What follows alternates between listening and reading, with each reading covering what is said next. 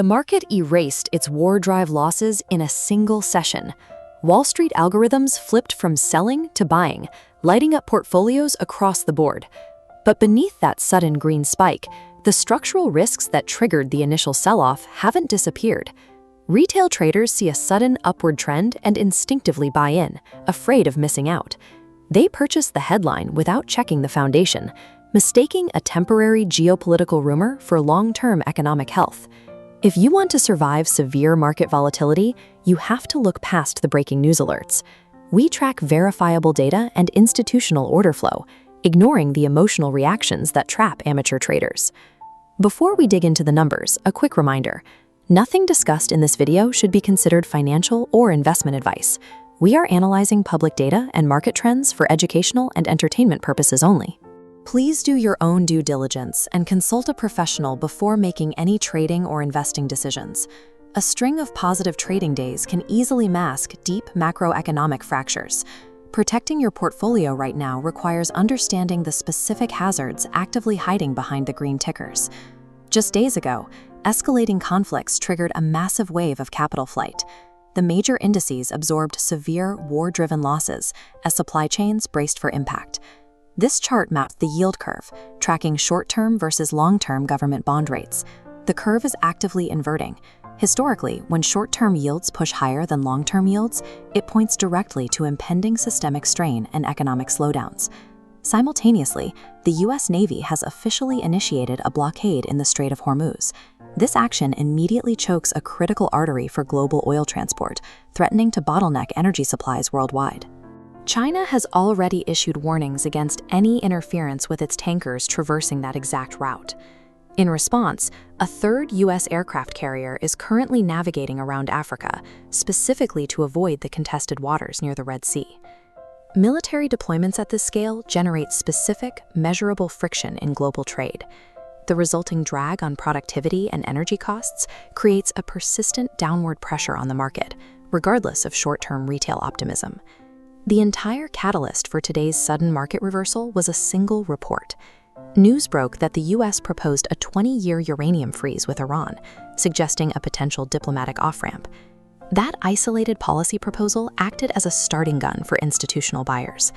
Major banks, including JP Morgan, immediately began circulating memos urging clients to buy the dip, aggressively injecting capital back into the indices. This chart visualizes the institutional push, the Nasdaq locking in 9 consecutive positive trading days.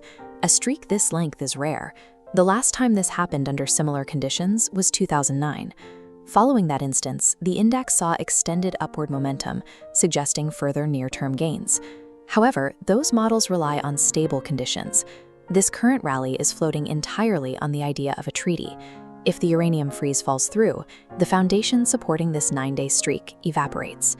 Global headlines dictate the daily mood, but domestic GDP determines long-term survival.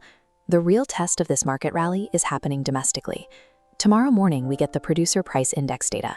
This metric tracks the average change in the selling prices received by domestic producers. Because these costs pass directly to consumers, the report offers an early signal of whether inflationary pressures are cooling at the source. Immediately following the PPI release, JP Morgan and Wells Fargo will publish their bank earnings. Their balance sheets will show exactly how much strain consumer credit and corporate debt are carrying right now. Geopolitical hope can push the Nasdaq up for 9 days, but extending this rally requires corporate earnings actively outperforming the costs of global friction. With the Strait of Hormuz blocked and supply chains fraying, the logical expectation is a global market contraction, yet U.S. equities are actively absorbing capital. This stylized global map displays the current movement of international wealth. As military tensions escalate in the Eastern Hemisphere, institutional capital flees those conflict zones. It pulls away from vulnerable markets and streams into North America as a defensive maneuver. That capital flow could face new disruptions soon.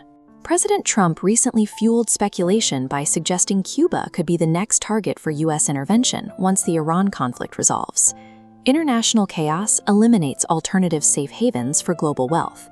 The worse the standoff gets abroad, the more foreign capital is forced into U.S. markets. We are watching a market detached from its underlying data. Valuations are reacting to headline momentum rather than the reality of global supply constraints. Navigating this environment requires the capital casualty strategy. Stay liquid. Hold enough cash in reserve so you can step in and buy assets at a discount when the inevitable volatility shakes out the over-leveraged traders. Do not commit new capital based on a proposed uranium freeze. Wait for tomorrow's PPI data and the big bank earnings reports to confirm if corporate health supports these valuations. When an inverted yield curve and an active naval blockade clash with a rare 9-day winning streak, do you trust the mathematical indicators or do you trust the news cycle? Surviving this environment means choosing hard numbers over institutional hype.